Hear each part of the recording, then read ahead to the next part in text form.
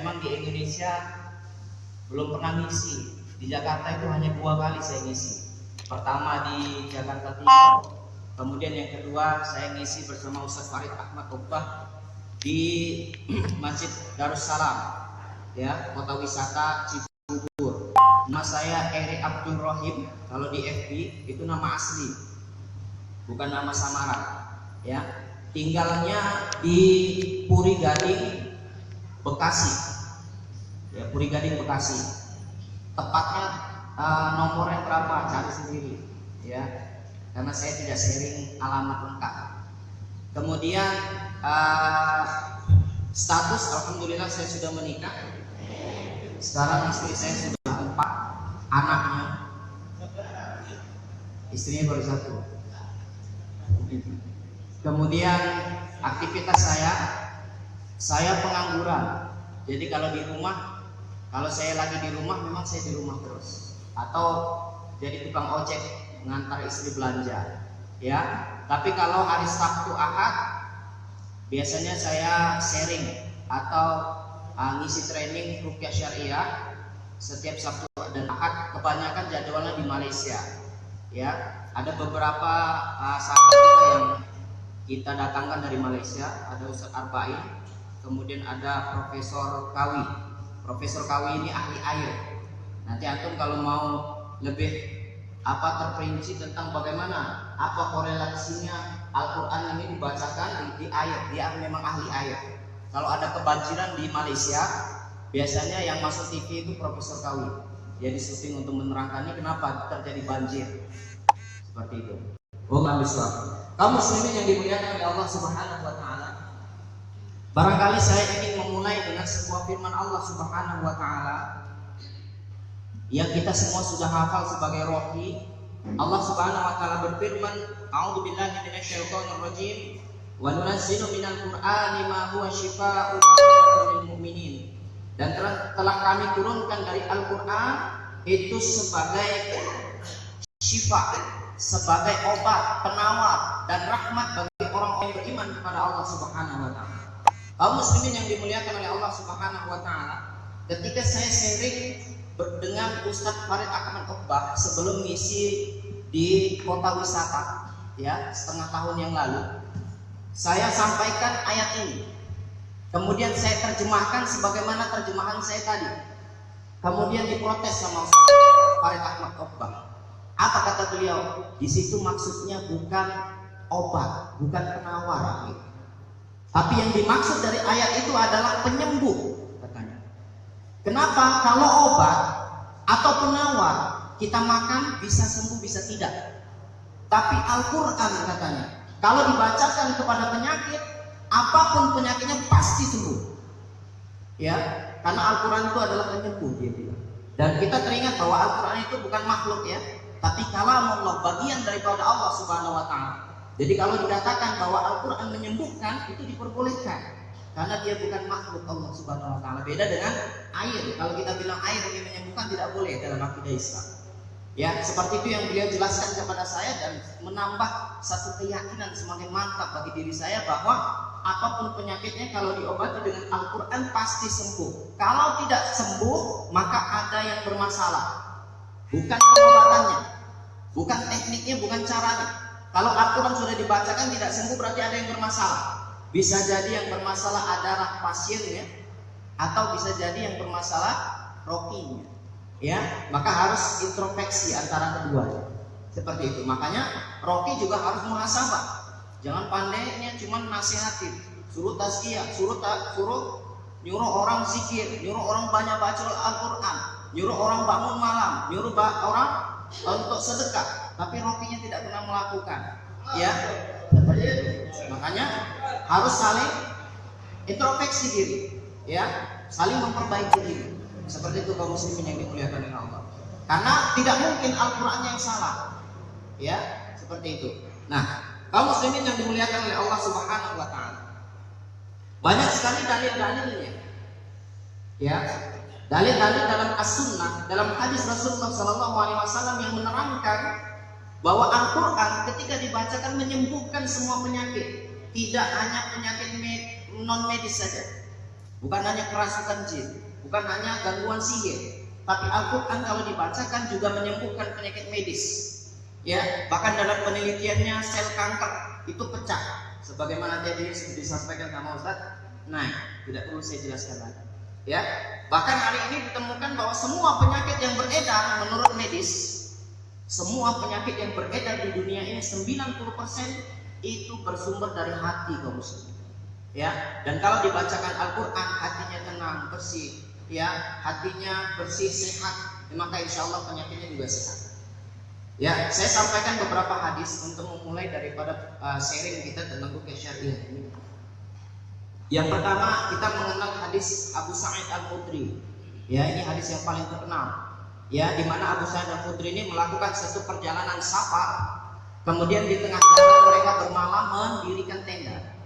Malam harinya kepala desanya digigit kalajengking, ya, atau digigit binatang berbisa. Sudah diobati, didatangkan tabib, tidak sembuh, semakin parah, bahkan tidak bisa berdiri dari tempat tidur. Ya, bingung semuanya rakyat mereka.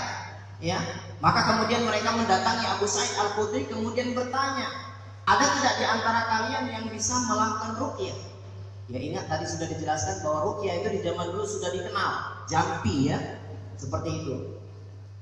Maka kemudian Abu Sa'id Al-Khudri mengatakan, saya bisa. Tunjukkan di mana kepala desa kalian. Kemudian ketika dia datangi kepala desa, dia bacakan beberapa ayat, dia ludahin, dan kepala desa tersebut sembuh total. Bapak Ibu bisa bayangkan, digigit binatang berbisa, kita sepakat bahwa itu adalah gangguan medis murni. Ya, nah saya jadi teringat sama Profesor Kawil. Beliau memberikan testimoni, pulang ke desa sampai di kampungnya, ikut sama abangnya ke kebun kelapa sawit. Di tengah kebun kelapa sawit, abangnya digigit lipan pahanya. Ya, abangnya besar, Profesor Kawil kecil, bisa berdiri. Mana orangnya?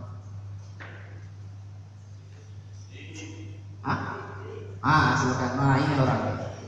Nah, abangnya besar badannya. Dia cerita, kalau saya suruh gendong, karena di tengah kebun sawit, kalau saya suruh gendong, sampai sana saya yang mati, dia masih kejar-kejar kan gitu. Tapi akhirnya dia ingat dengan hadis ini, kemudian dia bacakan di tempat gigitan lipan tersebut. Ya, ini orang yang masih hidup di sini bisa ditanyakan nanti setelah ini. 7 kali, ya kalau saya tidak silap beliau katakan 7 kali berulang-ulang, sembuh total, bisa kerja langsung. Seketika itu juga sembuh dengan izin Allah Subhanahu wa taala dan bisa melanjutkan kerjaannya di kelapa sawit, Masya Allah. Ya. Jadi hari ini juga terjadi, bukan hanya dahulu, bukan hanya itu sahabat. Ya, doanya dikabulkan sama Allah. Kita ini siapa? Tidak seperti itu. Siapapun selama dia umat Nabi Muhammad, Allah janji kalau mereka bertanya, wa idza sa'alaka ibadi anni fa inni qarib. Kalau mereka bertanya tentang aku, katakan aku dekat. Kalau mereka meminta kepada aku pasti akan berikan. Ini janji Allah. Kita hanya menuntut janji Allah. Ya, kalau kita orang beriman kepada Allah Subhanahu wa taala, kita doa itu pasti dikabulkan. Kalau cerita doa, Masya Allah luar biasa Bapak Ibu. Ruqyah itu doa. Ya, kita sepakat apa yang kita baca dalam ruqyah itu adalah doa. Ya, dan doa itu luar biasa senjata. Kata Rasulullah, doa itu adalah senjata. Bapak Ibu saya tanya, ya, senjata itu apa? Pisau, ya kan? Terus samurai. Saya lihat di FB semalam, siapa yang dari Lampung itu bisa motong kertas itu? Ya, pisau. Kemudian ada orang yang nggak sini bawa nggak? Ya, samurai, pedang, parang, panah, M16, AK-47, rudal untuk memecahkan tank basoka, misalkan rudal. Itu kan jenis-jenis senjata Bapak Ibu. Ya. Nah, Rasulullah SAW mengatakan bahwa doa itu adalah senjata. Kita mau pilih senjata yang mana? Antum mau pilih senjata yang mana? Karena doa itu adalah senjata. Dan semakin kuat, semakin hebat senjatanya, maka musuh semakin ditembak, semakin tersentuh, semakin cepat mati. Kalau kita hanya pelenya pisau, barangkali kita harus menusuk berapa kali? Ya, beberapa kali, baru dia musuhnya akan mati. Kalau pedang lebih cepat, terbelah langsung. Tapi kalau rudal bisa satu kota, Bapak Ibu. Ya, maka seperti itu juga ketika kita membacakan ayat-ayat Al-Quran. Afahasibatum annama khalaqnakum abatha wa annakum ilaina la turja'un. Ada yang ketika Ustaz membacakan itu seperti pisau. Ada yang ketika Ustaz membacakan seperti udah langsung reaksi dia. Baru dibaca bismillah, baru dibaca Al-Fatihah. Inilah kedahsyatan doa. Kita tinggal pilih. Nah, namanya senjata itu kan harus diasah, Bapak Ibu. Antum punya pisau nggak di rumah? Punya parang nggak? Punya pedang nggak? Pernah diasah nggak? Ada pedang yang tidak perlu diasah lagi, tapi dia terus tajam. Tapi itu jarang. Ya, tapi pedang yang tajam, ya samurai yang tajam itu konon katanya, saya juga nggak tahu. Ya, itu ngasahnya pakai mutiara. Ya, jadi di sarungnya itu sudah ditaruh mutiara sehingga ketika dicabut dia terasah. Dicabut lagi dia terasah, maka semakin tajam, Bapak Ibu. Nah, musuh-musuh Allah Subhanahu wa taala merasakan bacaan dan doa kita itu seperti senjata. Ada yang mereka tertawa ketika kita baca, tolong berhenti, bukan kesakitan, tapi geli. Kenapa? Karena senjatanya tumpul, tidak pernah diasah, ketawa dia, tolong berhenti nggak tangan saya. Bukan karena sakit, tapi karena geli, pedangnya tidak tajam. Ya, ingat, ini secara logik. Bapak Ibu yang dimuliakan oleh Allah, maka senjata itu perlu diasah. Dengan apa? Ya, namanya juga Al-Quran. Dengan senantiasa dibaca, dengan senantiasa dipikirkan. Bapak Ibu ingat kisah Nabi Ibrahim ketika dia ditangkap sama Raja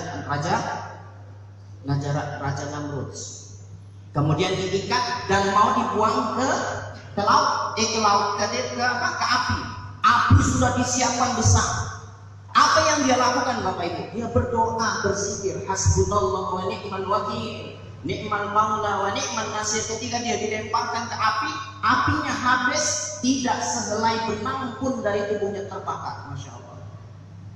Apa yang melindungi dia? Doa, zikir.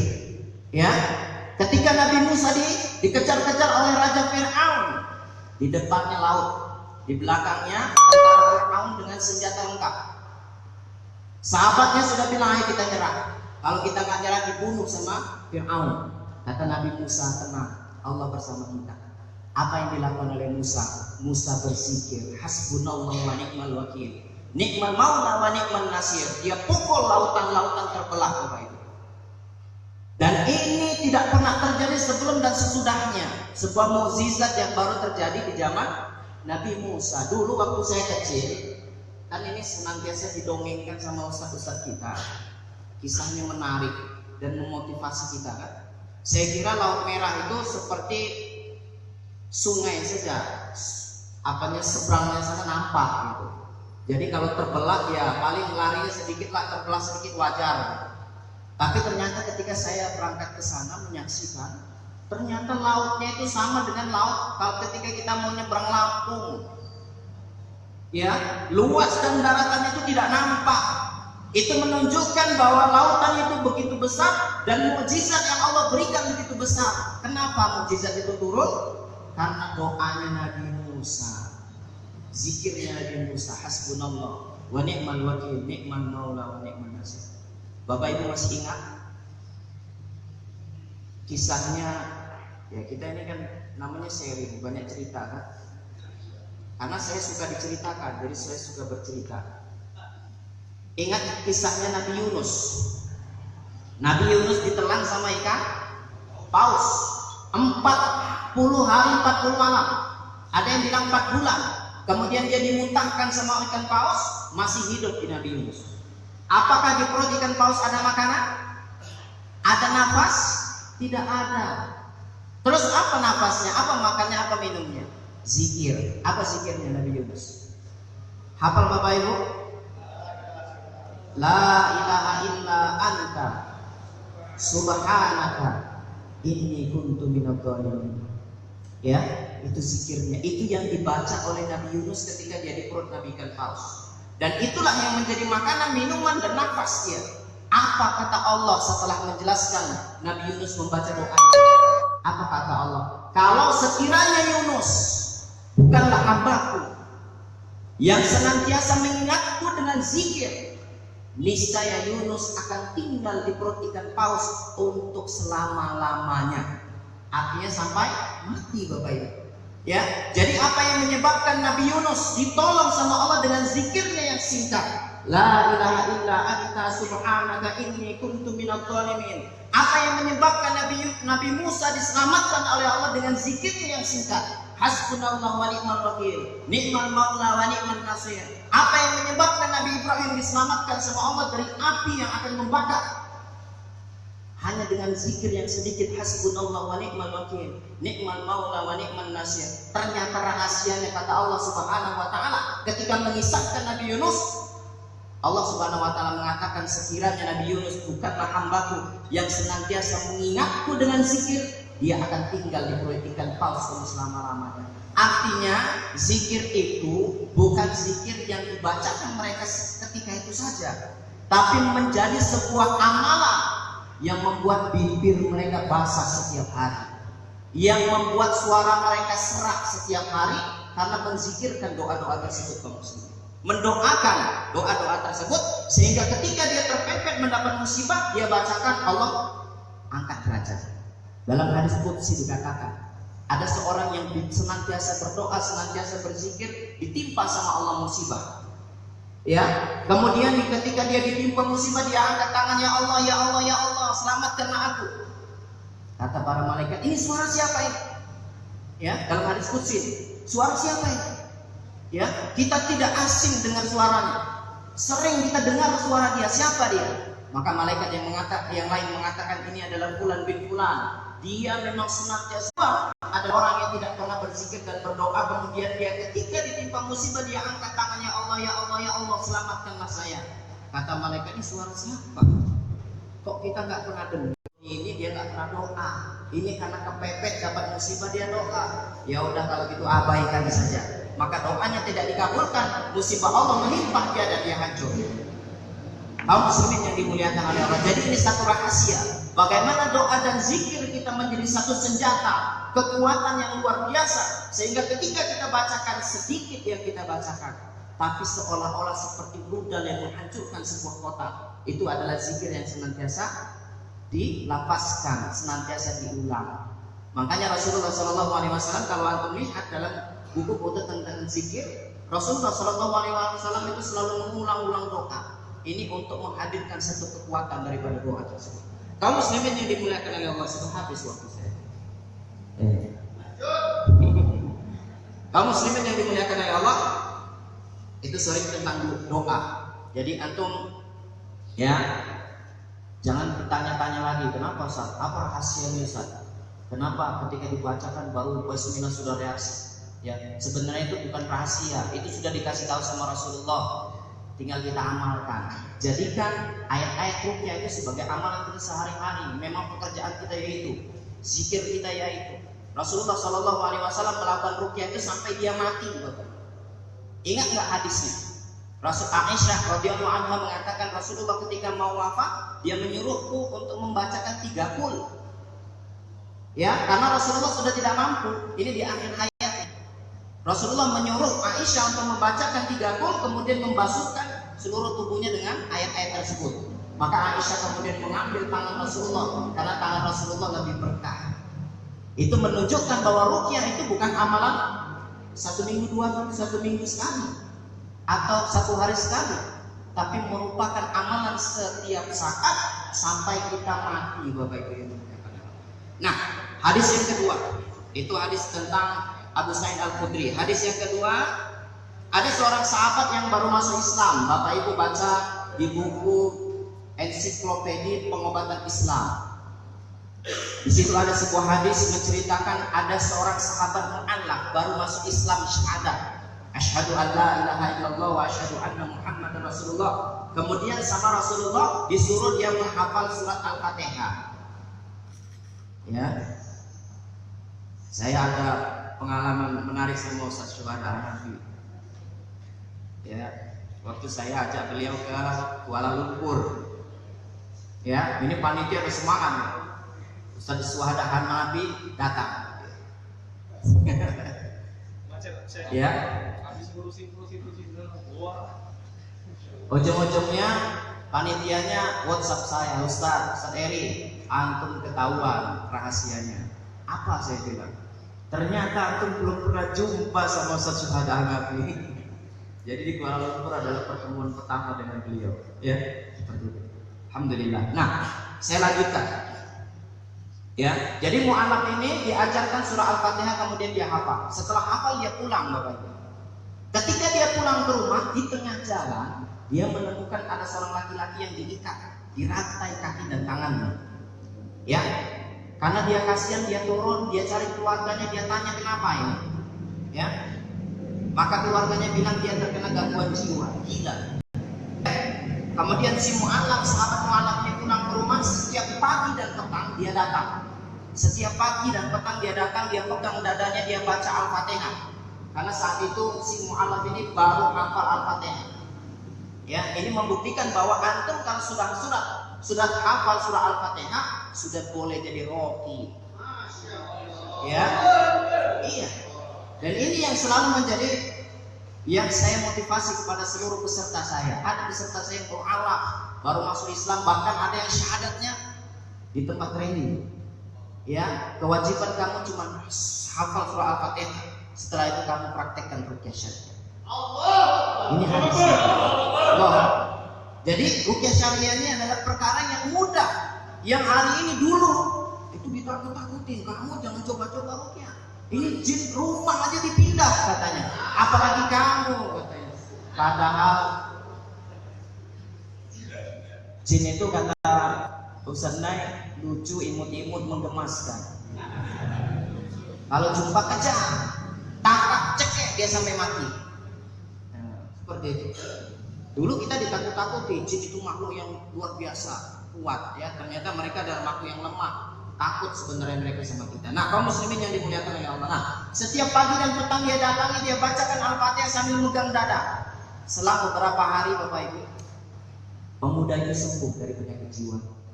Makanya saya sangat mendukung ada pesantren Quranic Healing di Pekanbaru. Dan ini selalu saya promosikan di Malaysia, di Singapura. Cuma saya nggak tahu aja koneksinya. Nanti mungkin bisa jumpa kalau Ustaz Andi datang. Ada hadir mana dia? Nah, saya siap mempromosikan. Banyak orang sana yang gila yang keluar merawat. Tapi saya selalu bilang sama mereka, ya, ini pesantren khusus orang gila. Kalau antum yang daftar, saya jamin tidak akan diterima. Karena syarat utamanya harus gila. Ini yang kedua. Kemudian hadis yang ketiga. Ini ada yang satu tasnya ini. Hadis yang ketiga, Bapak Ibu. Hadis yang mengisahkan tentang Ibnu Mas'ud. Bukan Ibnu Mas'ud. Ada seorang pemuda yang kerasukan jin. Kalau yang kita ceritakan tadi berarti medis ya, dua-dua medis. Dan ternyata Al-Quran boleh menyembuhkan. Ya, yang ketiga ini memang orang kerasukan. Ada pemuda kerasukan ditanamkan kepada Ibnu Mas'ud. Sama Ibnu Mas'ud dibacakan satu ayat. Apa hasibatum annama khalaqnakum abathan wa annakum ilaina la turja'un. Kemudian pemuda itu sembuh dan jinnya lari. Sahabat yang lain heran. Apa yang dilakukan oleh Ibnu Mas'ud? Kemudian menceritakan kepada Rasulullah SAW, melapor, ngadu. Apa kata Rasulullah? Seandainya Ibnu Mas'ud membacakan ayat yang sama di atas gunung, maka gunung akan hancur. Lau anzalna hadzal Qur'ana 'ala jabalin la ra'aitahu khashi'an mutasaddian min khasyatillah. Kalau sekiranya Al-Qur'an ini diturunkan di atas gunung, maka gunung akan hancur, terpecah belah, akan karena tunduk dan takutnya kepada Allah. Makanya para ulama mengatakan seandainya Al-Quran diturunkan di atas gunung, dibacakan di atas gunung, gunung akan hancur. Apalagi kalau Al-Quran dibacakan kepada sel penyakit, virus penyakit, semuanya akan musnah Bapak Ibu.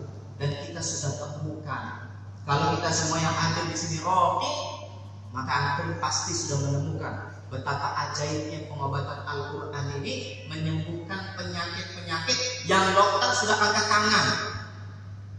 Ya, dokter sudah angkat tangan. Ya. Sebenarnya saya banyak kisah, cuman waktunya sudah habis. Jadi satu kisah saja ya. Bapak Ibu yang dimuliakan oleh Allah. Supaya kita boleh mendapatkan kesimpulan bahwa ruqyah itu bukan segalanya. Tadi sudah diterangkan ruqyah itu luar biasa, tapi ternyata ruqyah itu bukan segalanya. Bukan itu yang terpenting. Ya. Di Malaysia, di Kuala Lumpur, ada satu keluarga dari kalangan VIP. Kalau kita di sini kalangan darah biru. Ya. Seorang ibu, dia disihir selama 20 tahun. 20 tahun. Setiap hari dia kerasukan minimal 17 kali. Kalau mau sholat dia kerasukan, habis sholat dia kerasukan, kalau zikir dia kerasukan, wudu dia kerasukan, habis wudu kerasukan. Semua setiap amalan kebaikan yang dilakukan dia akan kerasukan. Jinnya akan berbicara, jinnya akan menguasai diri. Berapa lama? 20 tahun. Kemudian anaknya ada 6.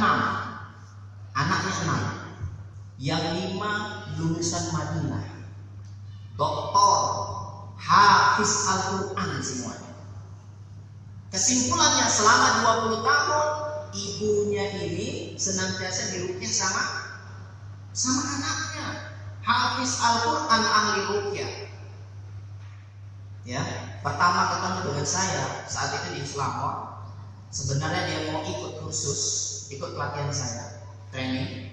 Tapi dengan izin Allah, saya mendarat, dia juga mendarat di tempat tidur karena perbuatan dari setan dan pengaruh sihir. Saya salam, assalamualaikum warahmatullahi wabarakatuh. Dia langsung bisa bangkit. Kemudian dia panggil anaknya yang lulusan Madinah, antar saya jumpa sama Ustaz. Kemudian dia antar, jumpa sama saya, baru saya salam, assalamualaikum ibu. Ya, belum sempet nanya siapa nama ibu, langsung reaksi. Karena sudah reaksi tidak perlu dibaca-baca lagi, pakai sarung tangan, tepuk ufrut ya Allah, ya kan? Nah seperti itu. Setelah itu suruh sadarku, ya sudah mau maghrib. Nah, dia sadar. Saya bilang, ibu ikut training saya di Kuala Lumpur 2 bulan lagi. Kemudian dia ikut di Kuala Lumpur Bapak. Ikut di Kuala Lumpur 2 hari, dia duduk paling pojok sana dari mulai start sampai akhir. Sadarnya cuma 5 menit, habis itu reaksi lagi 5 menit sadar, reaksi lagi jerit-jerit. Terus seperti itu selama 2 hari. Ya, nah hari kedua ini yang menarik. Dia maju ke depan. Apa yang dia bilang, Ustaz? 20 tahun saya sakit. Saya sudah diruqyah, anak saya ahli ruqyah semua. 6 anak saya 5 lulusan Madinah, semuanya hafal Al-Quran. Ya.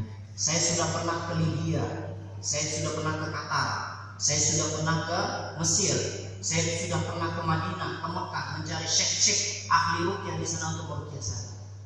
Ya, tapi saya belum sembuh 20 tahun. Setiap hari saya kerasukan. Selama 2 hari sebelum saya ikut training, saya baru paham. Ya, saya baru paham kenapa Allah Subhanahu Wa Taala ya belum sembuhkan saya dari penyakit sihir saya selama 20 tahun. Dan saya akan perbaiki, Bapak. Saya akan perbaiki, saya berjanji, Ustaz. Saya akan selesaikan. Setelah itu kita pisah. Ada beberapa kalimat yang saya masih sembunyikan nanti yang saya ceritakan. Nah, 2 bulan setelah itu dia WhatsApp saya konsultasi. Kemudian saya tanya, ibu gimana kabarnya sekarang? Apa masih sering kerasukan? Apa yang dia bilang? Ustaz, alhamdulillah.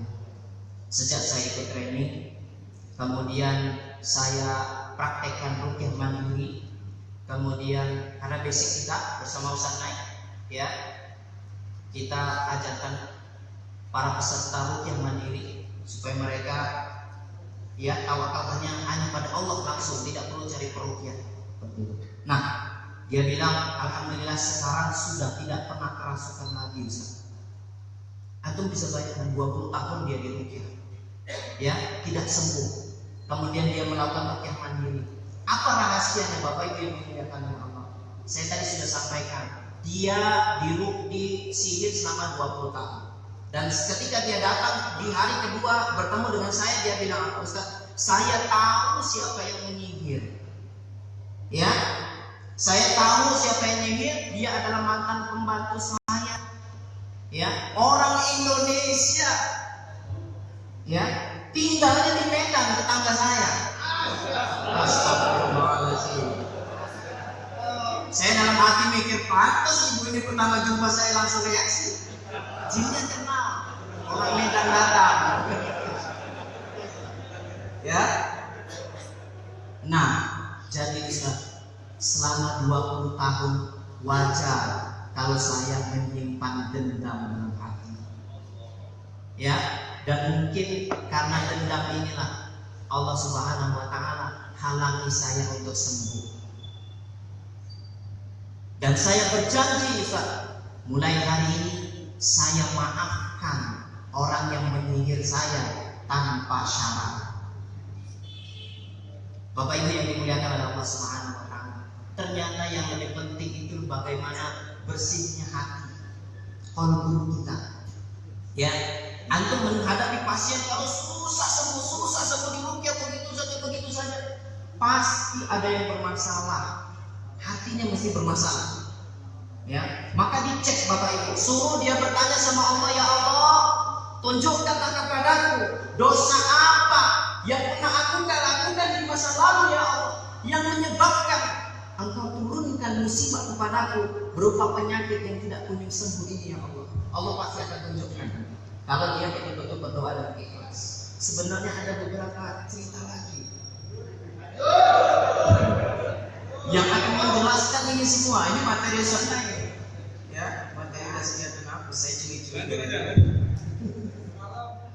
Satu lagi ya, nggak boleh banyak-banyak.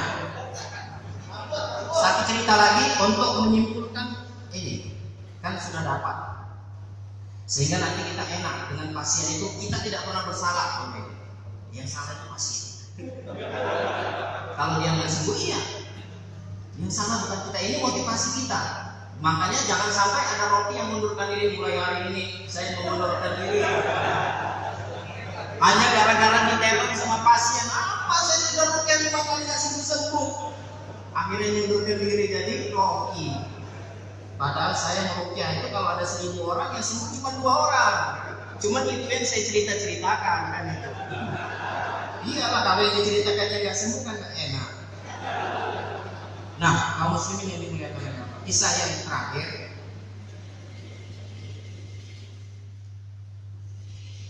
yang satu saya singkat, mungkin ada yang hadir di sini. Saya pernah dapat WhatsApp seorang ustadz yang terkena sihir 16 tahun, hafiz Al-Quran dari Jawa Timur. Selama 16 tahun dia disihir dari leher sampai ujung kaki, tidak bisa bergerak. Setiap hari diterapi, setiap hari dirukyah tapi tidak sembuh. Sampai akhirnya dia baca buku. Saya sangat merekomendasikan setiap roki baca buku ini. Judulnya Ad-Da'wah Ad-Dawah, yang ditulis oleh Ibnu Qayyim Al-Jauziyah. Di dalamnya menceritakan ada sekitar 50 dampak atau akibat ketika kita melakukan dosa. Ketika antum melakukan zina, maka ada 50 dampak dari zina tersebut.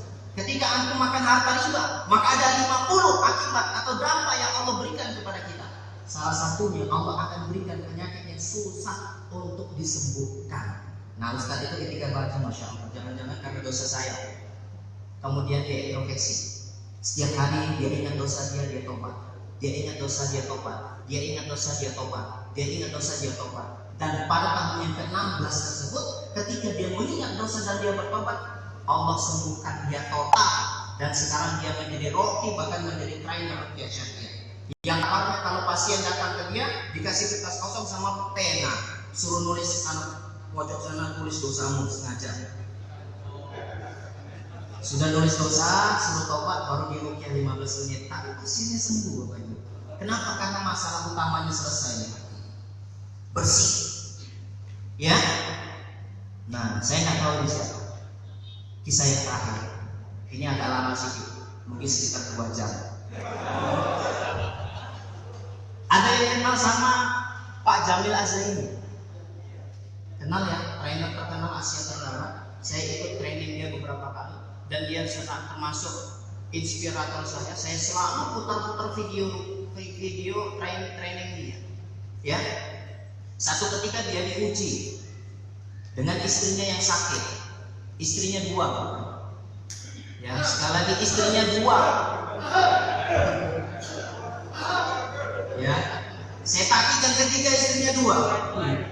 Jadi istrinya sakit di rumah sakit, kemudian diterapi, diobati, dicek up, tapi tidak ditemukan penyakitnya selama berbulan-bulan. Sampai akhirnya mohon maaf istrinya itu hanya dibungkus satu kain saja tanpa busana, dikasih kain karena seluruh tubuhnya itu dipasang wire untuk dikonekkan di monitor untuk dicek apa penyakitnya. Tapi selama berbulan-bulan tidak ditemukan penyakitnya, tubuhnya rasanya panas. Setiap hari 4 galon dia habis. Ya, 4 galon itu dia habis karena tubuhnya panas. Maka kemudian Pak Jamil Azzaini dipanggil sama dokter. Ya, kata dokter, Pak Jamil, kami mohon izin karena obat istri Bapak akan kami ganti. Kemudian Pak Jamil Azzaini mengatakan, dokter, setiap pagi dokter suruh saya beli obat dan saya tahu obatnya setiap pagi ganti. Tapi dokter nggak pernah izin sama saya. Kenapa kali ini izin? Kata dokter, kali ini mahal Pak Jamil. Sekali suntik 4 juta rupiah. Ya, satu hari berapa kali suntik dokter? Satu hari bukan 4 juta, 12 juta rupiah. Sekali suntik 12 juta. Kata Pak Jamil, satu hari berapa kali? Satu hari 3 kali. Berarti berapa?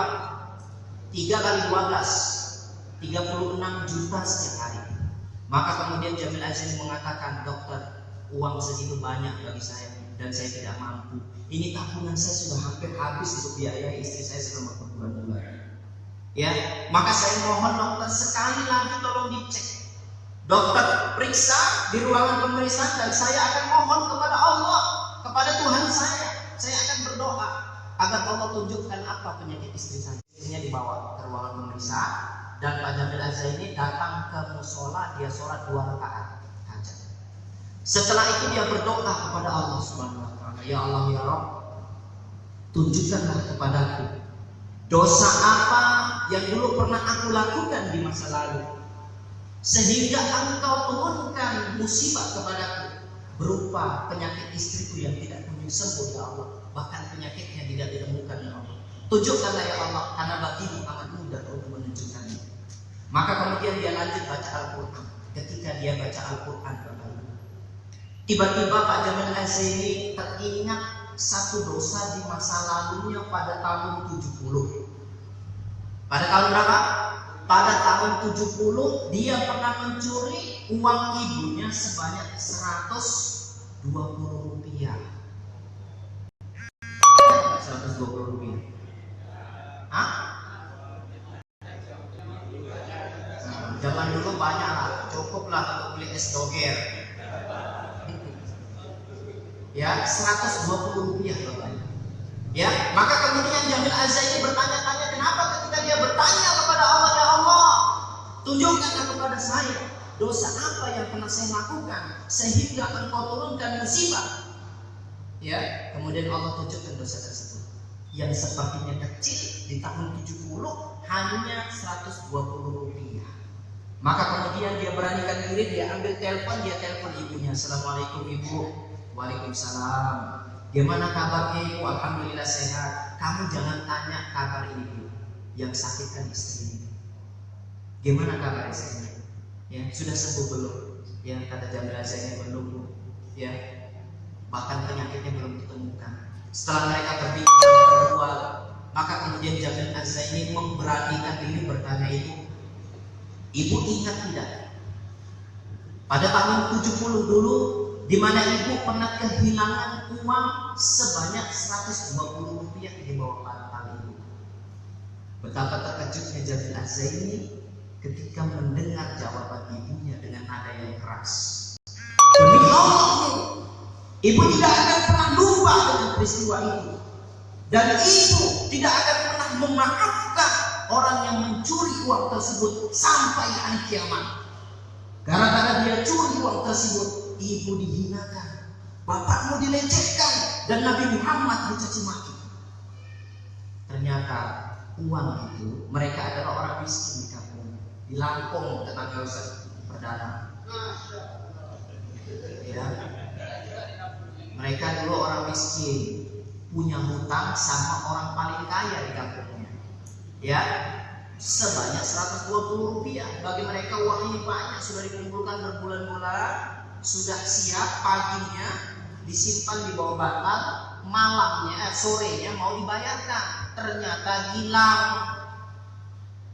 Ya, karena waktunya sudah habis, sorenya mereka tetap dia datang ke orang kaya dan mengabarkan bahwa dia tidak bisa bayar hutang. Akhirnya dia dicaci, suaminya guru ngaji dimaki, Nabi Muhammad ikut-ikutan dicaci maki juga. Akhirnya dia dendam dan menyimpan dendam tersebut. Bapak Ibu yang dimuliakan oleh Allah Subhanahu wa taala. Kemudian Jamil Az-Zaini mengatakan, ibu tahu tidak siapa yang mencuri uang tersebut? Kata ibunya, demi Allah ibu tidak tahu. Kemudian Jamil Az-Zaini mengatakan, ibu, demi Allah, yang mencuri uang ibu itu adalah saya. Melalui handphone ini, melalui telepon ini, saya minta maaf sama ibu. Karena bisa jadi karena dosa inilah menyebabkan Allah Subhanahu wa taala turunkan kepada saya musibah berupa penyakit istri saya yang tidak kunjung sembuh ibu. Tolong maafkan dosa saya tersebut dan mohonkan ampun kepada Allah agar Allah mengampuni. Maka kemudian ibunya beristighfar, astagfirullahaladzim, astagfirullahaladzim, astagfirullahaladzim. Ibu tidak tahu kalau kamu yang mencuri. Kalau ibu tahu kamu yang mencuri, ibu pasti sudah maafkan. Karena kamu adalah anak ibu. Harusnya bukan kamu yang minta maaf sama ibu, harusnya ibu yang minta maaf sama kamu. Karena sudah terlalu lama ibu menyimpan dendam. Maka kemudian ibunya mengangkat tangannya, Allah, ya Allah, jika penyakit istri dari anak saya Jamil Az-Zaini disebabkan karena dosa di masa lalunya yang mencuri uang saya, ya Allah, saya maafkan hari ini ya, dan ampunilah dosanya ya Allah. Temukan penyakit istrinya dan sembuhkan ya Allah. Kemudian diaminkan. Setelah itu handphone ibunya, ya, habis handphone ibunya dia lanjutkan baca Al-Quran. Kemudian ada utusan dokter memanggil Pak Jamil, dipanggil sama dokter. Kemudian dia temui dokternya bilang, Pak Jamil, kita sudah periksa istri bapak, kita sudah datangkan alat-alat paling canggih di Indonesia, kita sudah dokterkan ahli-ahli kedokteran terbaik, kita juga sudah gunakan obat-obat terbaik. Sebelumnya tidak pernah ditemukan dengan pemeriksaan ini. Dan satu keajaiban yang belum pernah terjadi, di mana dengan pemeriksaan yang sama, dokter yang sama, alat yang sama, siang ini penyakit istri bapak ditemukan.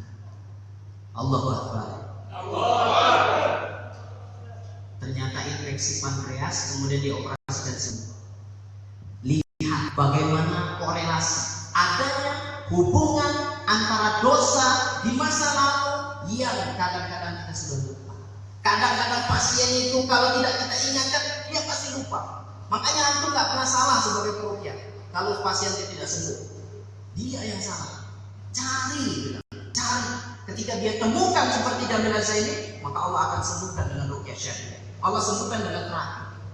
Jadi ruqyah itu nomor 2. Cek dulu kondisi hatinya. Kalau dia belum sembuh dengan terapi Al-Quran, ada yang bermasalah. Ya, terutama permasalahan kepada kedua orang tua. Ingat, Kisah jamiah saya. Kadang kita sering lupa sama orang tua kita. Dari kita dibesarkan sampai besar habis nikah, terima gaji sama orang tua, nggak pernah ingatnya sama istri makan di mana deh malam ini. Giliran nelpon ibunya, ibu malam ini mau makan apa? Kata ibunya, alah ibu sudah tua, makanan tidak ada yang enak, sudah untuk jajan anak-anak. Kalau gitu terima kasih ya bu, saya nggak usah datang ke rumah. Itu anak apa? Jangan-jangan antum kalau sekarang saya tanya, ibunya kesukaannya apa? Jangan-jangan nggak tahu. Kalau datang ke rumah bawanya apel, bawanya anggur, bawanya salad, padahal ibunya sukanya jengkol. Loh, ini ibu kita kalau berdoa itu dikabulkan untuk kita. Ada nggak tadi yang datang ke sini, ibu besok kami mau mukernas. Kalau saya ada salah, mohon maaf ibu, karena perjalanan jauh dari Aceh kami yang naik pesawat terbang, siapa tahu meledak di tengah jalan. Ini bukan doa ya, ceritanya. Tapi kalau saya ada salah, mohon dimaafkan, agar perjalanan saya ini diridhoi oleh Allah. Mohon ibu doakan supaya hati saya diterangkan, pikiran saya dilapangkan, agar setiap materi yang nanti disampaikan masuk dan kemudian bisa saya praktikkan dalam kehidupan sehari-hari. Amin. Mudah-mudahan Allah kabulkan. Kalau ibu antum bilang seperti itu, antum pulang dari sini, masya Allah, antum jadi orang luar biasa, karena diiringi dengan doa dan keridhaan orang tua. Kaum muslimin yang dimuliakan oleh Allah, sudah habis waktu saya. Kali ini sudah tidak bisa dimaafkan. Ya, sebenarnya kisah ini sudah dikisahkan dalam surah Al-Baqarah. Antum baca sendiri ya, surah Al-Baqarah ayat yang ke-10, bahwa dosa pasti akan mengundang azab Allah. Kemudian obatnya hanya satu, taubat. Ya, dicantumkan oleh Allah dalam surah Al-Tahrim ayat yang ke-8. Antum baca sendiri, renungnya sendiri, baca tafsirnya. Nanti kalau nggak paham silahkan WhatsApp saya. Ya, WhatsApp saya jangan ditelepon. Kalau ditelepon memang saya tidak akan telepon. Ya, tapi kalau WhatsApp insya Allah saya balas. Akhir kalam. Assalamualaikum warahmatullahi wabarakatuh. Waalaikumsalam warahmatullahi wabarakatuh. Insya Allah materi yang luar biasa berhubung fikum. Jadi tadi kita simpulkan dengan kata Rasulullah SAW, tidaklah menimpa penyakit dan musibah umatku kecuali kita menghapus dosa-dosa mereka. Makanya ketika ada musibah penyakit yang menimpa manusia, artinya ada alarm, ada kode bahwa ada dosa-dosa. Nah, harus tahu berarti ini pentingnya tazkiyah lupus. Langkah pelajar pas sebelum tazkiyah yang pertama kali dilakukan sebelum berobat, ya, kita harus bertaubat dulu, kemudian taat, baru berobat. Jadi nanti tahapannya sesuai dengan firman Allah dan surah Al-Isra 62. A'udzubillahi minasyaitonir rajim. Wanunazzilu minal Qur'ani ma huwa shifaa'un wa rahmatun lil mu'minin wa la yazidu adh-dhalimina illa khasara. Tidak akan memberikan apapun pada orang yang mati zalim, apalagi zalimnya pada orang tua. Baik, barangkali dapat menyimpulkan. Kemudian pada materi selanjutnya waktu kita terbatas, kita ada 1 jam insyaallah.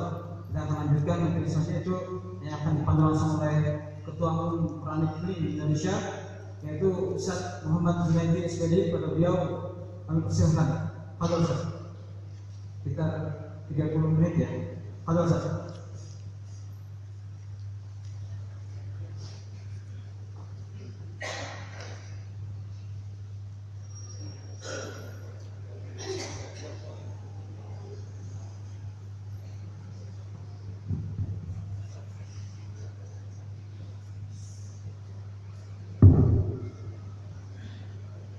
A'udzubillahi minasyaitonirrajim. Bismillahirrahmanirrahim. Assalamualaikum warahmatullahi wabarakatuh. Innal hamdalillah nahmaduhu wa nasta'inuhu wa nastaghfiruh wa na'udzu billahi min shururi anfusina wa min sayyiati a'malina. May yahdihillahu fala mudilla lahu wa may yudlil fala hadiya lahu. Asyhadu an la ilaha illallah wahdahu la syarika lahu wa asyhadu anna Muhammadan abduhu wa rasuluh. Allahumma salli wa sallim ala Muhammadin wa ala alihi wa sahbihi wa man tabi'ahum bi ihsan ila yaumil din. Amma ba'd. para pejuang tauhid yang dirahmati Allah Subhanahu wa taala. Saya merasa terharu sekali mendengarkan penyampaian Ustaz Eri Abdul Rahim, luar biasa. Pada kesempatan ini, Anak tidak menyampaikan materi tapi akan sharing. Anak akan mulai dengan satu pertanyaan. Siapa yang menginformasikan kepada kita bahwasanya Al-Quran itu adalah asbabus syifa, bahwasanya Al-Quran itu adalah penyebab turunnya kesembuhan dari Allah Subhanahu wa taala? Siapa yang memberi informasi itu? Yang memberitahu kita bahwasanya Al-Quran adalah syifa, bahwasanya Al-Quran adalah penyembuh, adalah Allah Subhanahu wa taala.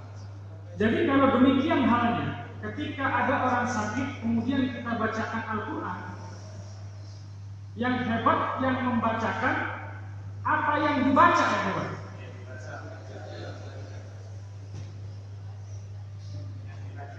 Hah? Kalau Anda mengilustrasikan seperti ini teman-teman sekalian, misalnya Anda dapat SK surat kuasa dari founder Renhati misalnya. Ini ada program kerja Renhati. Beliau misalnya dalam kondisi yang sangat pelik misalnya ya, misalnya. Kemudian nggak ada orang lain di sana, yang ada cuma Anda sendiri. Beliau memberikan surat kuasa, tolong kamu urusin ini masalah Renhati, ini surat buat kamu. Ya, dengan surat kuasa itu saya menemui seluruh penggawa-penggawa Renhati yang dengan sebab surat itu saya dijamu, kemana saya pergi, ke setiap cabang saya diterima dengan baik. Tapi saya kemana-mana cuma ngasih tahu nih, saya dapat surat sakti dari Ustaz lain. Saya manfaatkan surat itu untuk mendapatkan manfaat tanpa saya pernah menyebutkan apa isi surat itu, apa program-program yang diwariskan oleh Ustaz di dalam surat tersebut. Kira-kira tipikal orang macam apa saya kalau demikian? Kurang aja. Kalau kan ya, betul. Nah, sama halnya dengan kita hadirin sekalian, ketika kita membacakan ayat-ayat Al-Quran, kemudian orang sembuh, ya memang begitu. Memang Allah Subhanahu wa taala sudah memberikan ketetapan bahwasanya Al-Quranul Karim adalah asbabus syifa. Selain nanti ada asbabul hidayah, ada asbabul rahmat. Orang yang tadinya bengal, yang tadinya preman, dibacakan Al-Quran bisa dapat hidayah.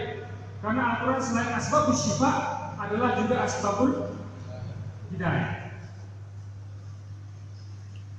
Maka saya setuju kalau tadi Ustaz Eri Abdul Rahim mengatakan untuk menjadi seorang roki cukup dia hafal surat Al-Fatihah.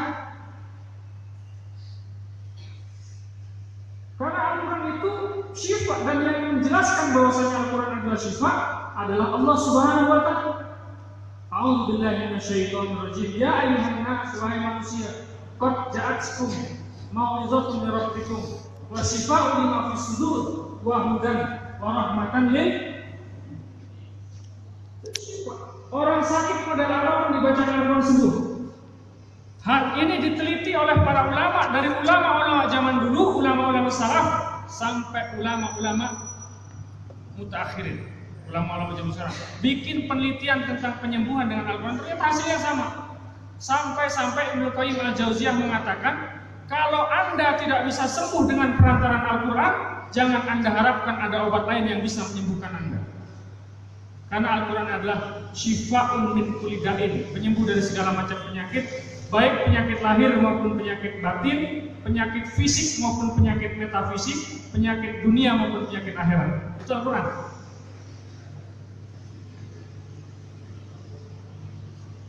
Tapi saya pernah didatangi oleh seorang peruqyah, Syekh, Ustadz. Kalau saya sebutkan namanya mungkin teman-teman kenal, tapi saya nggak akan sebutkan namanya. Dia punya jenggot segini panjangnya, tebal. Ya. Dia pengajar atau dai sunnah yang mengajarkan sunnah. Hafalan hadisnya cukup banyak, hafalan Qurannya juga cukup banyak. Beliau juga seorang peruqyah. Dia datang, di pelatihan anak ketika Anda jelaskan tentang Al-Quran adalah syifa dengan berbagai macam kisah-kisahnya dari zaman Nabi sampai yang kontemporer. Kemudian dia mendekati anak kemudian berkata, Ustaz, besok saya silaturahim. Besoknya dia datang, dia bilang tolong bacakan ayat Al-Quran kepada saya. Saya tanya dong, memang apa urusannya, apa kepentingannya, apa keluhannya? Enggak, saya pengen dibacakan Al-Quran aja. Udah, Anda bacakan. Tidak ada reaksi apapun, pulang. Udah lama, entah 3 atau 4 bulan kemudian dia datang lagi. Baru kemudian dia bilang begini, Ustaz, anak ini sering ngisi kajian di mana-mana, bahkan dia sebulan sekali itu ke Balikpapan untuk ngisi sebuah kajian. Dia bilang, saya kalau melihat perempuan yang cantik-cantik, manis-manis, saya nggak pernah tergoda sama sekali. Tapi kalau saya melihat orang yang tampan, yang ganteng, yang muda-muda, gairah saya membuat. Kata dia, jujur saja, saya datang kepada kamu ini karena saya suka melihat foto kamu di Facebook.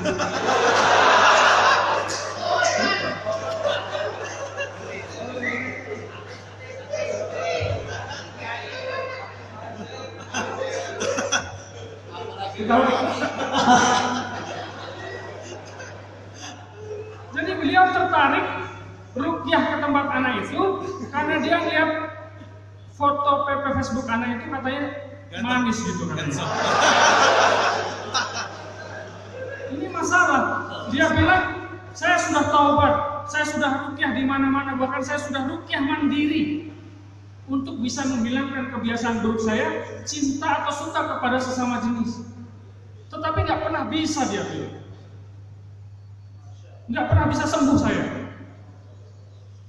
Saya slow aja menghadapi dia.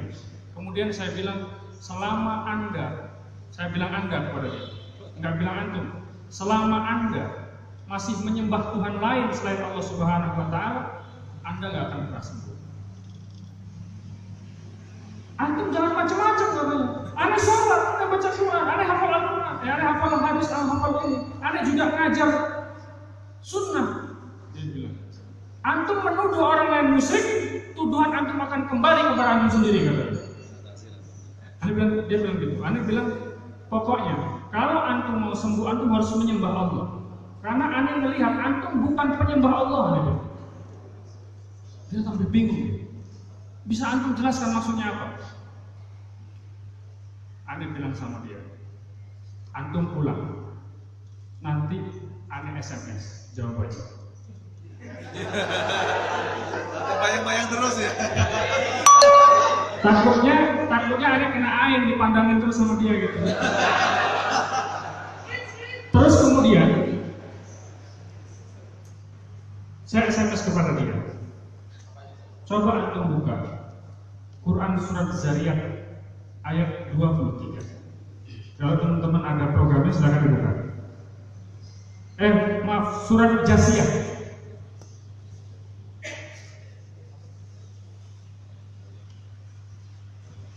Anda bacakan ya. A'udzubillahi minasyaitonirrajim. Jasiyah. Ayat ke-23. Ayat 23. A'udzubillahi minasyaitonirrajim. Afara'aita man ittakhadha ilahahu hawahu wa adhallahu Allahu 'ala 'ilmin wa khatama 'ala sam'ihi wa qalbihi wa ja'ala 'ala basarihi ghishawatan faman yahdi min ba'dillah afala tadhakkarun. Maka pernahkah kamu melihat orang yang menjadikan hawa nafsunya sebagai Tuhannya, dan Allah membiarkannya berdasarkan ilmunya, dan Allah telah mengunci mati pendengarannya dan hatinya, dan meletakkan tutupan atas penglihatannya? Maka siapakah yang akan memberinya petunjuk sesudah Allah membiarkannya sesat?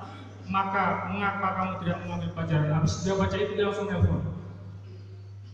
Jadi selama ini Anda menyembah hawa nafsu, bukan menyembah Allah. Betul. Anda bilang dengan keras, Anda jawab, betul. Kamu bukan menyembah Allah, tapi kamu menyembah hawa nafsu. Selama kamu menyembah hawa nafsu, di sini disebutkan afara'aita man ittakhadha ilahahu hawa. Maka pernahkah kamu melihat orang yang menjadikan hawa nafsunya sebagai ilahnya? Saya tanya kepada teman-teman, kalau ada ilah lain selain Allah, itu syirik bukan? Tapi selama ini kita para peruqyah seringkali membahas syirik-syirik yang zohir, syirik-syirik keris, cincin, batu akik, benda-benda seperti itu, betul nggak? Ternyata ada sekelompok manusia yang melakukan jenis kesyirikan lain. Justru pelakunya adalah ustaz, justru pelakunya adalah rohi. Mereka adalah para penyembah hawa nafsu. Syirik bukan? Syirik kan? Hawa nafsu. Dia langsung nangis. Langsung nangis saat itu juga. Sesenggukan dia nangis. Aneh bilang, cepat-cepat antum menjadi ahli tauhid, tinggalkan kesyirikan antum selama-lamanya. Aneh biarkan tanpa komunikasi, kemudian sebulan kemudian Aneh telepon lagi. Dia telepon lagi. Dia bilang, alhamdulillah ahi, Aneh sekarang sudah jauh lebih bisa meninggalkan kebiasaan buruk. Subhanallah. Ini penting teman-teman sekalian. Ya, jenis kesyirikan penyembah hawa nafsu ini penting untuk kita fahami. Bahkan Ibnu Jauzi mengarang satu kitab khusus yang berjudul Zammul Hawa. Kitabnya tebal segini. Sudah tebal segini. Ada Talbis Iblis, ada Zammul Hawa. Bagaimana menundukkan hawa? Itu dari halaman pertama sampai halaman terakhir beliau membahas khusus tentang hawa nafsu semua. Semua tentang hawa nafsu. Nah, jangan-jangan jasad-jasad kita bersujud kepada Allah Subhanahu wa taala, tapi sesungguhnya nafs kita, batin kita sedang menghamba kepada hawa nafsu kita sendiri. Jangan-jangan ada ilah-ilah lain yang kita sembah, meskipun jasad kita sedang bersujud kepada Allah Subhanahu wa taala. Ini yang disebutkan oleh Allah Subhanahu wa taala, fawailul lil musallin, neraka wel bagi orang-orang yang sholat. Dia udah sholat tapi neraka wel. Kenapa? Alladzina hum an sholatihim sahun, karena mereka lalai dalam sholatnya. Jasad mereka menghadap Allah, badan mereka menghadap Allah, tapi batin mereka bukan menghamba kepada Allah, tapi menghamba kepada hawa nafsu. Makanya Rasulullah dalam sebuah hadis yang diriwayatkan oleh Imam Muslim menyampaikan begini, innallaha la yanzuru ila suwarikum wala ila ajsamikum walakinallaha yanzuru ila qulubikum wa a'malikum. Sesungguhnya Allah Subhanahu wa taala tidak melihat tampan rupawan dirimu, tidak melihat rupamu, dan tidak melihat jasadmu. Walakinallaha yanzuru ila qulubikum, tapi Allah melihat hatimu, wa a'malikum, dan amal perbuatanmu. Teman-teman sekalian, ini sangat menentukan sekali. Ya, ada proses-proses ruqyah yang saya yakin setiap ruqyah pernah mengalami satu masalah yang dia nggak bisa menuntaskan masalah ini, kemudian masalah ini dipeti eskan, disimpan di dalam misteri gitu, di dalam kitab misteri. Dia belum bisa menyelesaikan masalah ini. Ini masalahnya kenapa? Dan penyakit hawa nafsu ini berbahaya teman-teman. Kalau kita baca, kenapa orang-orang Yahudi itu menolak mengikuti seruan Rasulullah SAW, padahal Rasulullah SAW itu mengajak orang-orang Yahudi itu membenarkan kitab yang membenarkan apa yang ada di tangan mereka. Kata Allah begini, a'udzubillahi minasyaitonirrajim, wa aminu bima anzaltu musaddiqan lima ma'akum wa la takunu awwala kafirin bih wa la tashtaru bi ayatina samanan qalila. Begitu ya? Wa la tashtaru bi ayati samanan qalila. Begitu. Wa aminu bima anzaltu musaddiqan lima ma'akum. Berimanlah engkau wahai orang-orang Yahudi, bima anzaltu musaddiqan lima ma'akum, terhadap apa-apa yang diturunkan yang membenarkan apa yang ada di tangan kamu. Wala takunu awwala kafirin bih, dan janganlah kamu justru menjadi orang yang pertama kali kafir. Wala, lanjutan ayatnya menarik. Wala tashtaru bi ayati samanan qalila, dan jangan kamu jual ayat-ayat Allah samanan qalila, dengan harta yang sangat murah. Lihat penghamba hawa nafsu teman-teman sekalian. Ya, penghamba hawa nafsu ini justru menolak ketika mereka diajak mengikuti sesuatu yang membenarkan apa yang ada di tangan mereka. Orang Yahudi seharusnya menjadi orang yang pertama kali beriman seharusnya. Kenapa? Karena Al-Quran yang diturunkan kepada Rasulullah membenarkan apa yang ada di tangan mereka. Tapi kenapa mereka menjadi orang yang pertama kali menolak? Menjadi orang yang awala kafirin bih. Karena mereka bukan menghamba kepada Allah Subhanahu wa taala, tapi menghamba kepada hawa nafsu.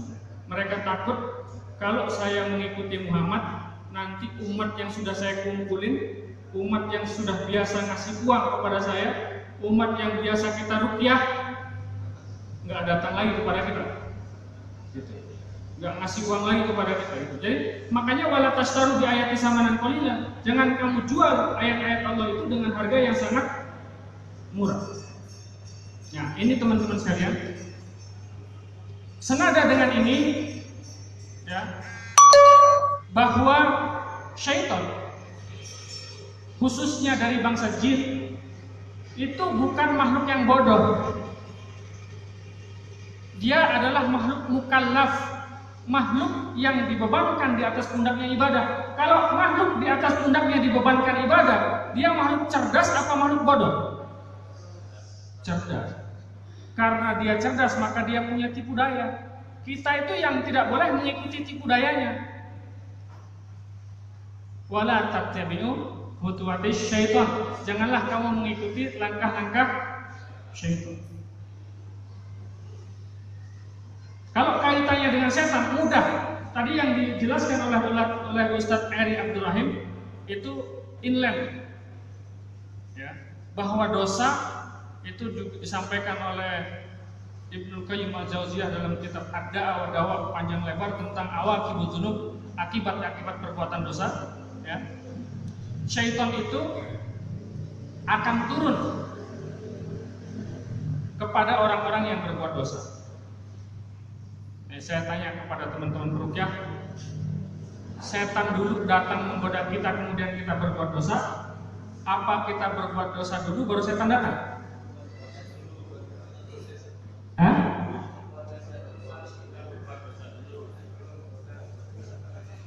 Yang mana yang benar? Setan membisikkan, hei, ini lakukan ini, atau kita berbuat dosa dulu baru setan turun?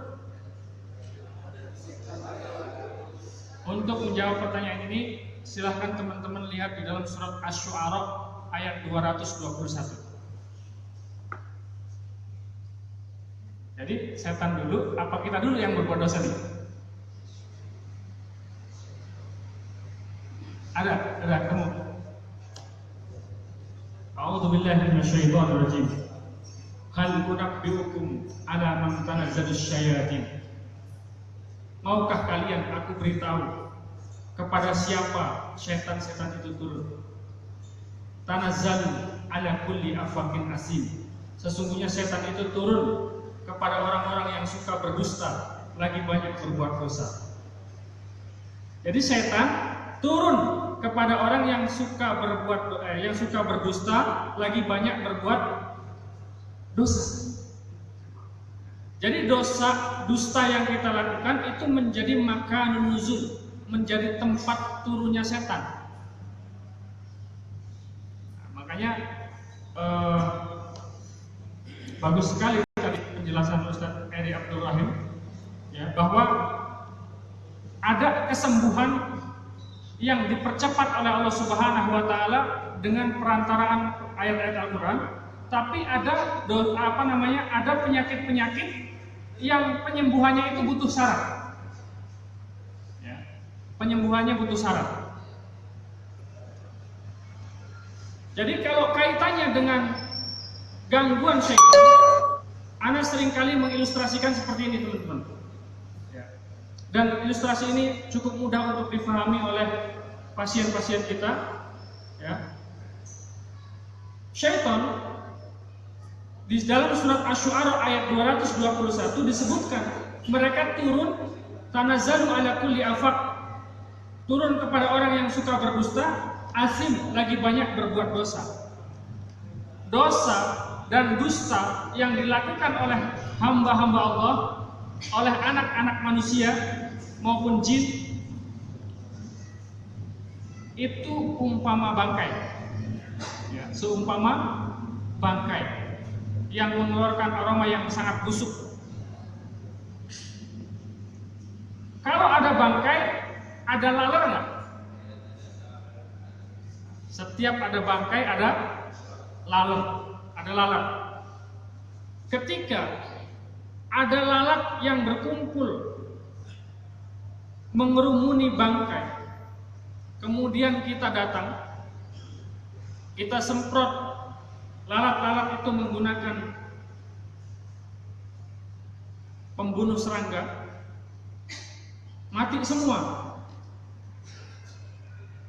mati semua lalarnya. Kemudian kita tinggal pergi tanpa membuang bangkai tersebut. Kira-kira lalat-lalat lain datang lagi nggak? Supaya lalat-lalat tidak datang lagi, apa yang harus kita lakukan? Dibunuh. Nah, demikian juga halnya dalam kasus ruqyah, teman-teman sekalian ya. Dalam kasus ruqyah, banyak orang yang ditunda kesembuhannya oleh Allah Subhanahu wa taala, diruqyah nggak sembuh-sembuh.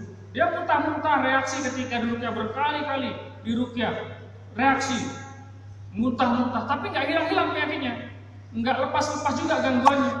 Kenapa? Karena bisa jadi ada bangkai-bangkai yang belum terhapus di dalam jiwanya. Maka setan itu mencium aroma busuk, datang lagi, itu enggak? Mereka diceritakan oleh Ustaz Eri, ada seorang motivator yang dalam waktu lama istrinya sakit, nggak sembuh-sembuh.